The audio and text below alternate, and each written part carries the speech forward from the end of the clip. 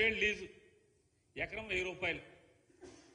పెద్ద పెద్ద సులుకబులు చెప్తున్నారు ఇప్పుడు. మొత్తం అంతా ఎకరం 1000 రూపాయలు ఏంటి? అసలు గవర్నమెంట్ ల్యాండ్ తీసుకోవడం ఏంటి? 10 జిల్లాల్లో ఆఖరికి రోజు చంద్రబాబు నాయుడు గారు కూర్చునేటువంటి ఆ మీటింగులు చెప్పేటువంటి జగన్మోహన్ రెడ్డి గారిని బూతులు తిట్టించినటువంటి ఆఫీసు కూడా గవర్నమెంట్దే. అంతెందుకండి, నారా లోకేష్ గారు ట్వీట్ చేశారు 23 జూన్ 2024 10:01 ఉదయం 10:01 ఆయన ట్వీట్ చేశారు. నారా లోకేష్ గారు ఏమని ట్వీట్ చేస్తారంటే, లోకేష్ గారు, జగన్, ఆంధ్రప్రదేశ్ రాష్ట్రం నీ తాత రాజారెడ్డి జాగీరా, వైసీపీ కోసం 26 జిల్లాల్లో 42 ఎకరాలకు పైగా 1000 రూపాయల నామమాత్రపు లీజుకి 33 ఏళ్లకు కేటాయించుకున్నావు. జనం నుంచి దోచుకున్న 500 కోట్లతో ప్యాలెస్ కడుతున్నావు. నీ ఒక్కడి భూదాహానికి కబ్జా అయిన 600 కోట్లకు పైగా విలువైన 42 ఎకరాల్లో 4200 మంది పేదలకు సెంటు స్థలాలు చొప్పునివ్వచ్చు. నీ విలాసాల ప్యాలెస్ల నిర్మాణానికి అయ్యే 500 కోట్లతో 25,000 మంది పేదలకు ఇళ్లు కట్టి ఇవ్వచ్చు అని ట్వీట్. కింద మా పార్టీ ఆఫీస్ ఫోటోలు కూడా పెట్టాడు. నేను నారా లోకేష్ గారిని ఒకటే అడుగుతున్నాను, అయ్యా, నువ్వు పిల్లోడుగా ఉన్నప్పుడు నీ హైదరాబాదు మీ నాన్నగారు కట్టించినటువంటి పార్టీ ఆఫీసు ఏంటిది? ఇది పూరిపాక, రేకుల చెడ్డ? ఇదేమన్నా పోనీ ఒకే గది ఉన్నటువంటి స్లాబా? దీని చరిత్ర ఏంటి? దీని బతికేంటి? దీన్ని ప్రభుత్వం నుంచి పార్టీ ఆఫీస్కు తీసుకుని, పార్టీ ఆఫీస్ నుంచి దీన్ని ఎన్టీఆర్ ట్రస్ట్ అని ఇప్పుడు ప్రస్తుతం మీ అమ్మగారు చూస్తున్నట్టున్నారు. దీనికి యజమాన్యం అంటే ట్రస్టీ కింద. అంటే నాకు తెలిసినంత వరకు, తప్పు అయితే వెనక్కి తీసుకున్నా క్షమాపణ కూడా కోరుతాను. ఈ ట్రస్ట్ భవనానికి ట్రస్ట్కి రాసేశారు, పార్టీ ఆఫీస్ స్థలాన్ని ట్రస్ట్కి బదలాయించారు. దీన్ని రెగ్యులరైజ్ కూడా చేసుకున్నారు, ఎందుకంటే నాన్నగారు సీఎంగా ఉన్నారు కాబట్టి. ఇది ఫస్ట్గా ఎన్టీ రామారావు గారు ఉన్నప్పుడు కేటాయించినటువంటి పార్టీ ఆఫీస్కి కేటాయించిన స్థలం ఇది.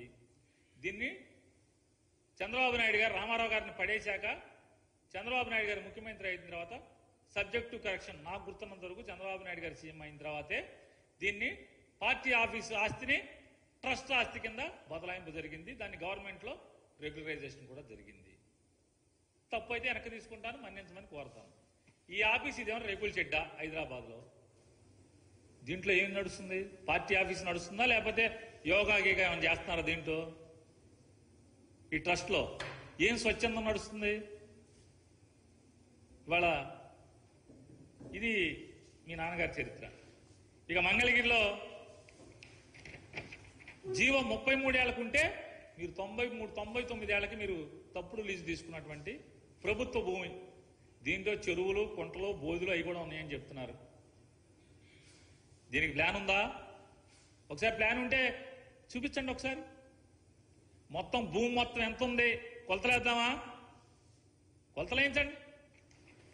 ఇదేమన్నా రేకుల షెడ్డా?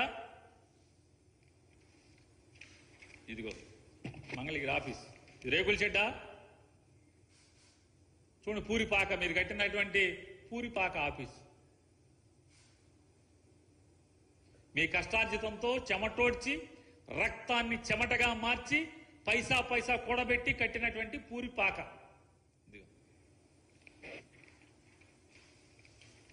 ఈ మీరు కట్టినటువంటి పార్టీ పూరిపాక ఆఫీసు, రేకుల షెడ్లు.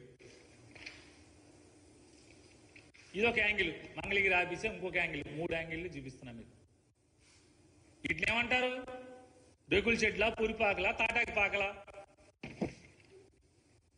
కాకినాడ ఆఫీసు ప్రభుత్వ స్థలం, ఎకరా 1000 రూపాయలకి లీజుకు తీసుకుని మీ నాన్నగారు 2014 తర్వాత ముఖ్యమంత్రి అయిన తర్వాత జీవో నెంబర్ 340 ద్వారా మీరు లీజుకు తీసుకుని కట్టినటువంటి పార్టీ ఆఫీస్ రేకుల షెడ్ పూరిపాకలు.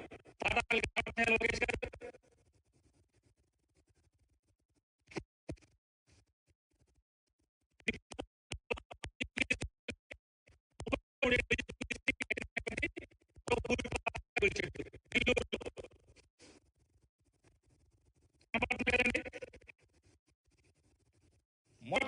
రేకుల షెడ్డు, చిన్న రేకుల షెడ్డు ఏలూరు, పశ్చిమ గోదావరి జిల్లా ఆఫీసు 33 ఏళ్లకు లీజుకు తీసుకుని ఎకరా 1000 రూపాయలకు లీజు తీసుకున్నటువంటి ప్రభుత్వ స్థలాన్ని లీజుకు తీసుకున్నటువంటి రేకుల షెడ్డు. గుంటూరు మరో చిన్న పూరిపాక చిన్న ఆఫీసు. వైజాగ్లో విశాఖపట్నంలో మరొక చిన్న రేకుల షెడ్డు.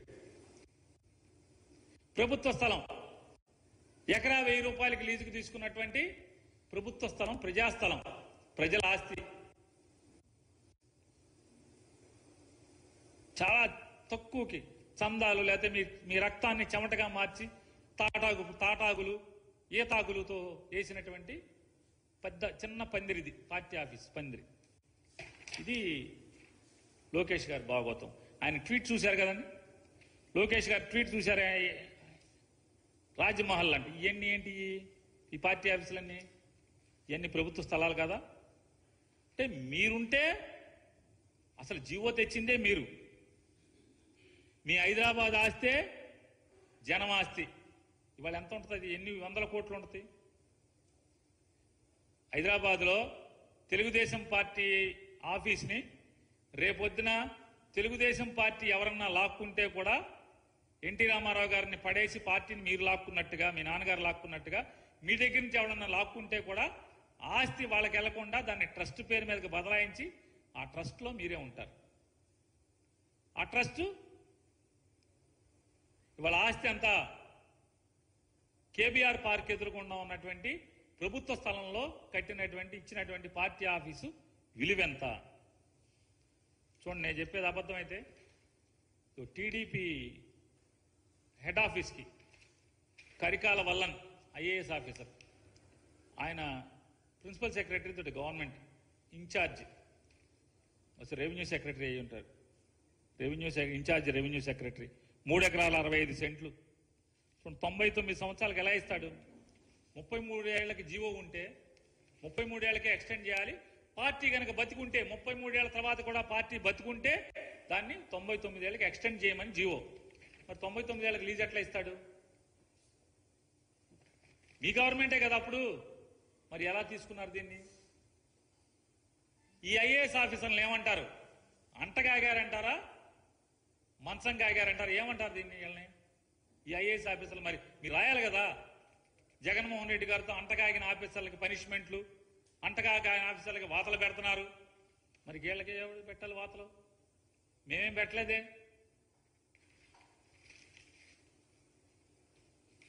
చూడండి, ఇది 2019 ఎన్నికలకు వెళ్ళే నెల ముందు 24 జనవరిలో 3 ఆఫీసులకు లీజు తీసుకుంటారు. ఈ తంతంతా చేసేయచ్చు. అంటే ఎన్ని పిల్లి కళ్ళు మూసుకుని పాలు తాగితే లోకం చూడలేదనుకోవటం అంటే అంతకన్నా పిచ్చితనం ఇంకోటి లేదనేది కూడా మీరు గుర్తుపెట్టుకోమని చెప్పని. ఇటువంటి ఫేక్ న్యూస్ ఫ్యాక్టరీల నుంచి మీరు ఎన్ని చేసినా ఖచ్చితంగా మేము మా గొంతిప్పి సత్యాన్ని, నిజాలని ప్రపంచానికి చెప్తానే ఉంటాము. అలాగే జగన్మోహన్ రెడ్డి గారు బెంగళూరు దగ్గర 5.5 ఏళ్ల తర్వాత 6 ఏళ్ల తర్వాత బెంగళూరు వెళ్ళాడు. ఆయన వెళ్తే బెంగళూరు మొత్తం ఈ ఛానల్స్ లేకపోతే అలా ఈ ఫేక్ న్యూస్ ఫ్యాక్టరీల నుంచి కాంగ్రెస్ పార్టీలో విలీనం చేయడానికి జగన్మోహన్ రెడ్డి డీకే శివకుమార్తో కలిశాడు. కాంగ్రెస్ పార్టీలో వైఎస్ఆర్ కాంగ్రెస్ పార్టీని విలీనం చేసేస్తాను, తాడేపల్లిలో ఉంటేనేమో చంద్రబాబుతో భయం, హైదరాబాద్లో ఉంటేనేమో చంద్రబాబు నాయుడు శిష్యుడు రేవంత్ రెడ్డితో భయం, ఏం చేస్తాడో అని. బెంగళూరులో ఉంటే డీకే శివకుమారును ఆయన బెంగళూరు కర్ణాటక సీఎం ఉన్నాడు కదా సిద్ధరామయ్య గారు, వాళ్ళు ఏం చేసేస్తారనే భయం. అందుకని విలీనం చేసేస్తాను, షర్మిలని పార్టీ ప్రెసిడెంట్గా తీసేయండి అని చెప్పి వెళ్ళాడండి. ఓరి అసాధ్యం కోల అసలు మాట్లాడే భాషకి. చంద్రబాబు నాయుడు గారు సోనియా గాంధీ గారు చీకట్లో కలుసుకుని మీరు ఎన్ని చేతబడులు చేసి 16 మాసాలు జైల్లో పెడితే మీకేమన్నా లొంగాడా? తగ్గాడా? ఓడిపోతే తగ్గుతాడా? ఎవరైతే తెలుగుదేశం పార్టీకి సంబంధించి ఈ ఫేక్ న్యూస్ ఫ్యాక్టరీ నుంచి ఈ తప్పుడు వార్తలు రాస్తున్నారో నేను వాళ్ళకి ఛాలెంజ్ చేసి చెప్తున్నా, జగన్మోహన్ రెడ్డి, జగన్ అనేటువంటి జగన్మోహన్ రెడ్డి మళ్ళీ ఎన్నికల్లో గెలిచేంత వరకు తాడేపల్లి నుంచే రాజకీయ కార్యక్రమాలన్నీ, పోరాటాలు కానీ, మీ దుర్మార్గమైన చర్యలను కానీ, మీరు ప్రజల్ని హింసించే చర్యలు కానీ, మీ వాగ్దాన భంగాలను కానీ, మీరు ప్రజలకు ఇచ్చినటువంటి వాగ్దానాలని మోసం చేసినప్పుడు కానీ, లేదా మా కార్యకర్తలను మీరు హింసించినా, కొట్టినా, దాడులు చేసినా తాడేపల్లిలోనే బతికి తాడేపల్లిలోనే పడుకుని ఇక్కడి నుంచే పార్టీని నడుపుతాడు. మీ చేతనైన చేసుకోమని చెప్తున్నాను. 19 కాదు, నువ్వు ఎన్నేళ్లు పెట్టుకుంటావు జైల్లో పెట్టుకో, నీ చేతనైన చేసుకో. జగన్ అనేడు తగ్గితే కదా ఎవడి గురించి మీరు రాసే తప్పుడు వార్తలు. కాంగ్రెస్ పార్టీ భారతదేశంలో దేశం మొత్తం మీద జరిగినటువంటి ఎన్నికల్లో వచ్చిన ఓట్ల శాతం 5వ పెద్ద పార్టీ వైఎస్ఆర్ కాంగ్రెస్ పార్టీ. జగన్ నాయకుడు దానికి. భారతీయ జనతా పార్టీ, కాంగ్రెస్ పార్టీ, తృణమూల్ కాంగ్రెస్ ఇట్లాంటి అన్ని పార్టీలతో మొత్తం తెలుగుదేశంతో సహా పోల్చుకుంటే అత్యధిక పెద్ద పార్టీ, తెలుగుదేశం కన్నా కూడా పెద్ద పార్టీ ఓట్ల శాతం వచ్చిన దాంట్లో సీట్లు తగ్గచ్చు. ఎందుకని 25 మందిని కలిసి చేసుకొచ్చే తగ్గచ్చు, ఏముంది పెద్ద. సింగిల్ గానే ఫైట్ చేసి వైఎస్ఆర్ కాంగ్రెస్ ఫ్యాన్ గుర్తుకు వచ్చినటువంటి ఓటు 5వ పెద్ద స్థానం ఓట్ల శాతం వచ్చింది. జగన్ తగ్గిది. మీరు 19 మాసాలు లోపల ఉంచితేనే తగ్గనోడు, జైల్లో మగ్గదీస్తేనే తగ్గనోడు, తప్పుడు కేసులు పెట్టి. కానీ మీకు భయపడతాండి. ఏంటి మీకు భయపడేది? ఎవరు భయపడేది? కొంతమంది జంపింగ్ జాపాంగాళ్ళు ఉంటారు, ఇడుదోక అడుదోక. అట్టంటి వాళ్ళు ఏమన్నా భయపడాలి మీకు? ఇక టీవీ ఛానల్స్ చాలా నీతి కౌరులు చెప్తున్నారు చంద్రబాబు నాయుడు గారు. చాలా ధర్మంగా పాలించండి, మనం ఎవరు కూడా తప్పుడు పనులు చేయకూడదు. వీళ్ళు కూడా రాసేస్తున్నారు వెంటనే ఈ ఫేక్ న్యూస్ ఫ్యాక్టరీలన్నీ కూడా. చంద్రబాబు ఇలా ఉపోద్ఘాతం. మామూలుగా స్వామీజీలు లేకపోతే మన ప్రవచనాలు చెప్పేవాళ్ళు చెప్తారు. ఈరోజు చంద్రబాబు నాయుడు గారి ప్రవచనం నంబర్ ఇది. ఈ ప్రవచనం చెప్పాడు ఈయన. ట్రాఫిక్ ఆబ్బాకండి, అదొక ప్రవచనం కదా. నా కోసం ట్రాఫిక్ నా ఆబ్బాకండి, నన్ను మామూలుగా జనంతో వెళ్ళనండి. మొత్తం చంద్రబాబు అసలు కదిలితే మొత్తం ట్రాఫిక్ అవుట్, అందరినీ మూసేయడమే. ప్రవచనం మాత్రం ప్రవచనం ట్రాఫిక్ ఆబ్బాకండి, నన్ను సామాన్యుడిగా చూడండి. అట్లాగే ఎవడు దాడులు చేయబాకండి, వైసీపీ వాళ్ళు దాడులు చేస్తా తిరిగి దాడులు చేయబాకండి, అదొక ప్రవచనం. ఇదొక ప్రవచనం. దుర్మార్గమైన పరిపాలన చేయబాకండి. మొత్తం రాష్ట్రంలో 65% మంది ప్రజలు చూసేటువంటి TV9, ఎన్టీవీ, సాక్షి 3 ఛానల్స్ మొత్తం అంతా కూడా కేబుల్ టీవీలో లేకుండా చేసినటువంటి లోకేష్ నాయుడు గారు, చంద్రబాబు నాయుడు గారు. 3 ఛానల్స్ ఇవాళ రాష్ట్ర వ్యాప్తంగా ఏ కేబుల్ ఛానల్లో మీకు రాదు. వైఎస్ఆర్ కాంగ్రెస్ పార్టీ కోర్టులో వేసింది. సరాసరి 15